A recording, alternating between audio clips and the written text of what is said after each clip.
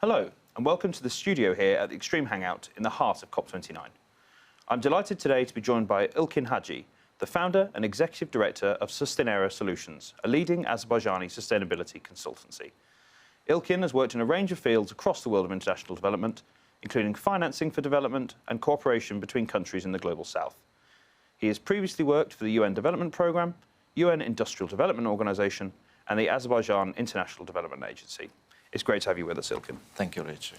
The first question, Ilkin, would be great to understand more about your company's vision and how that aligns with sustainability. Thank you. So we have founded Sustainera Solutions approximately 5 years ago. And the belief behind establishing such organization was that there are global frameworks, but at the same time, we need to align them with local realities. And on top of that, sustainability is not just a global ambition, but it's also shared responsibility. So our ultimate goal was establishing a company that can help and empower organizations to integrate sustainability into their core corporate strategies, to their business strategies, and eventually achieve sustainability not only at the global policy level, but also at the local policy implementation, business conduct, and at all levels, at all layers. And how do you tailor your sustainability services to the needs of different industries? Thank you. This is a very good question. We believe that one-size-fits-all approach doesn't work. Therefore, every industry, every sector needs a specific approach. Therefore, we always start with gap assessment, whatever assignment is that, be it in energy sector or retail or production or agriculture. For instance, in energy sector, it needs to focus mainly on energy transition, on the renewables. But in agriculture, it's more on water conservancy, or if it's necessary, land remediation, water remediation. So the very first step is starting with gap assessment, clearly understanding the specific needs, and then we do our assessment part, align them with existing norms, procedures, global frameworks, standards, and following that we propose an action plan, a measurable step or set of steps that can eventually lead to the targeted outcomes, but at the same time being in line with global standards and frameworks. And so would you say that having this COP in Azerbaijan has galvanized support for sustainability among the private sector here? Absolutely, absolutely. When we started our operations 4 years ago, these terms, ESG, sustainability, net zero, these terms were only spoken in certain instances, right? It was popular among certain groups, not at a wider level.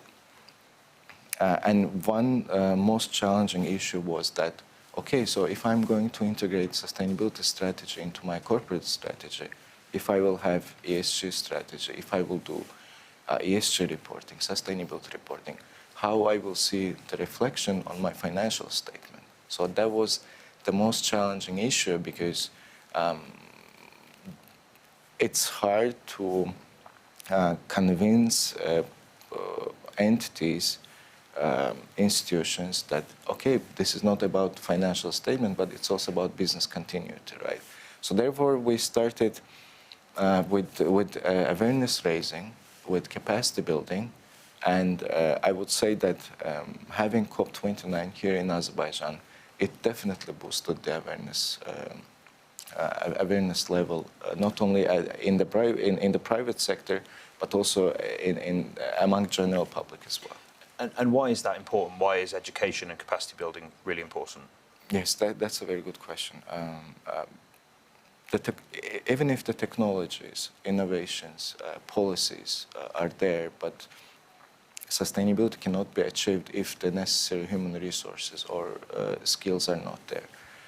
Therefore, we, along with providing strategy and reporting services, we provide capacity building services. We have tailored training program for each sector, for finance and banking sector, for agriculture. And this year, with American Chamber of Commerce, we have developed AmCham Sustainability Handbook for private sector. So basically, this is a practical toolkit for business, not only for business, but for everyone, actually, to get a clear understanding on sustainability, on climate issues, on the standards, on reporting standards, on frameworks, and even at this stage, we continue capacity building, and it's very interesting to see that now we don't go to our clients with capacity building program offers, but they come to us. Okay, we would like to start it, but first we need to be on the same page. So can we start with capacity building for our C-level and then take it also to other heads of department level, etc. So, yeah, I think it's crucial.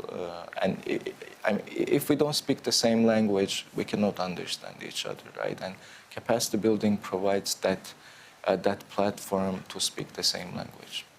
And just to round off, is that the sort of legacy you'd like this COP to have in Azerbaijan, the awareness and the education, or is there more that you'd like to see done in response to this COP? Capacity will be one of the legacies, because if you look at the Paris Agreement and climate negotiations, so capacity building is one of the components, right, there. Capacity building will be one of the components, but there are more instrumental issues that I'm expecting. For instance, the policy changes, more adoption, integration of sustainability strategies, because recently the central bank already presented and adopted taxonomy. So this is a huge achievement. So now we're in the beginning phase, right? We're in the beginning, and I expect after certain period, like 2-3 years, there will be more practical questions on the implementation mechanism. What are the gaps? What needs to be improved? And third important achievement that I expect will be more focus on financing, because recently we have started already, the government already started discussing sustainability